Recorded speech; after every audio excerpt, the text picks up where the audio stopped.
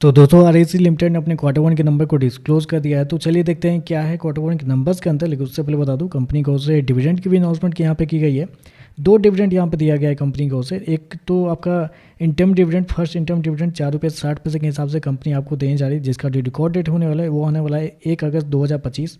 और दूसरा कंपनी की ओर से एक फाइनल डिविडेंड भी आपको दिया जा रहा है, मतलब कि यहाँ पे अगर फाइनल डिविडेंड कंपनी की ओर से दिया जा रहा है 2 रुपये 60 पैसे का, जिसका रिकॉर्ड डेट होने वाला है आपका 14 अगस्त। तो 2 रुपये 60 पैसे के हिसाब से एक डिविडेंड है जिसका 14 अगस्त रिकॉर्ड डेट है।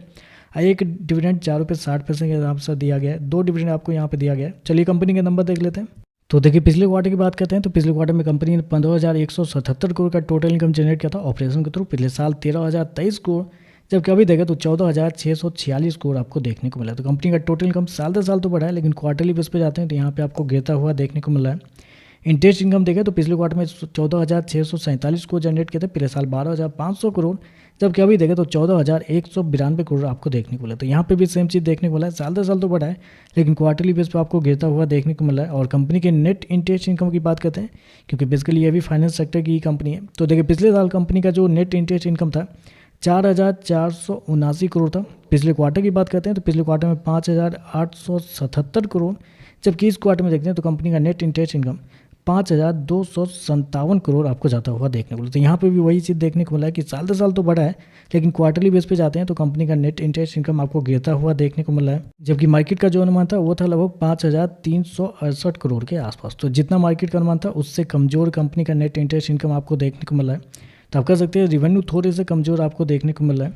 खर्चे की बात करते हैं तो देखिए पिछले क्वार्टर में 9,807 करोड़ खर्च किए थे, पिछले साल 8,711 करोड़, अभी देखें तो 9,086 करोड़ आपको देखने को मिल रहा है। तो खर्चे देखें तो खर्चे ठीक है, कंट्रोल में आपको देखने को मिल रहा है। स्पेशली कंट्रोल में क्यों है, क्योंकि इम्पेयरमेंट ऑन फाइनेंशियल इंस्ट्रूमेंट के नाम पे कंपनी को 616 करोड़ का फायदा हुआ है, जबकि हर क्वार्टर में कंपनी को नुकसान होता था। तो इस क्वार्टर में एक हैवी अमाउंट वहाँ पे कंपनी ने बचाया है, जिसकी वजह से एक्सपेंस आपको कंट्रोल में देखने को मिला है। अदरवाइज वैसे उसको अगर निकाल दे तो कंपनी का एक्सपेंस भी आपको ज़्यादा देखने को मिल रहा है। चलिए कंपनी का प्रॉफिट क्या है वो देखते हैं। तो देखिए पिछले क्वार्टर में 4,236 करोड़ का प्रॉफिट था, पिछले साल 3,442 करोड़, जबकि अभी देखें तो बढ़ के 4,451 करोड़ आपको जाता हुआ देखने को मिला है। तो साल दर साल जाते हैं तो साल दर साल कंपनी के प्रॉफिट के अंदर एक अच्छी खासी तेज़ी आपको देखने को मिली। लगभग बोल सकते हैं 30% के आसपास का जंप है कंपनी के प्रॉफिट के अंदर। क्वार्टरली बेस पे जाते हैं तो क्वार्टरली बेस पे भी कंपनी का प्रॉफिट आपको बढ़ते हुए देखने को मिले। लगभग यहाँ पे बोल सकते हैं कि 4 से 5% के आसपास का जंप आपको देखने को मिला। तो कंपनी के प्रॉफिट अच्छे देखने को मिले, साल दर साल क्वार्टर क्वार्टर बढ़ता हुआ देखने को मिला है। अब क्यों बढ़ा है, क्योंकि मैंने ऑलरेडी आपको बताया कि कुछ इंस्ट्रूमेंट के नाम पे कंपनी को इस क्वार्टर में एक्सपेंस के नाम पे बचत हुए हैं, जिसकी वजह से प्रॉफिट आपको बढ़ता हुआ देखने को मिला है। कंपनी ने शो कितना किया, 4,451 करोड़ का प्रॉफिट इस क्वार्टर में, जबकि मार्केट का अनुमान भी था 4,173 करोड़ के आसपास।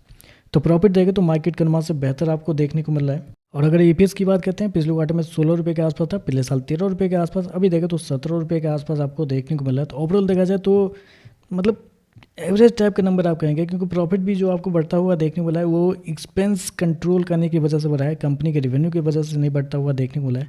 तो उसकी वजह से बढ़ता हुआ देखने को, रेवेन्यू तो कमजोर है ही, क्योंकि क्वार्टरली बेस पे गिरता हुआ देखने को मिल रहा है, और जितना मार्केट का अनुमान था उससे कमजोर ही आपको देखने को मिला है। तो थोड़े से एवरेज टाइप के नंबर आपको देखने को मिल रहा है। बाकी देखते हैं मार्केट इस पर कैसे हिट करता है, क्योंकि पिछली बार जब कंपनी के नंबर आए थे बहुत शानदार नंबर आए थे, उसके बावजूद शेयर नहीं चला था।